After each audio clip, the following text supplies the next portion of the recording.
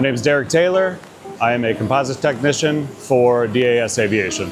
Today we're working on an inlet barrel for a Global Express. We started removing the skin yesterday, popping out all the rivets, all the fasteners that are holding that skin on.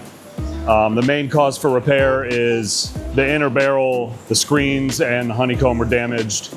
Not sure how exactly it happened, but in order to fix that, we have to pretty much disassemble the entire thing.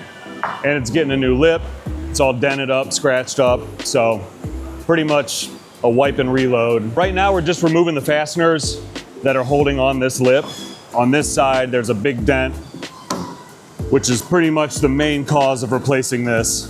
If it was smaller, we would probably try and cold work it out. Something that aggressive, we're just gonna have to get a whole new one. Usually when things get damaged like this, or when it gets damaged to this extent, it's something that you want to get looked at right away. The inside stuff that's messed up in this barrel is mainly like an insulation for like the acoustics.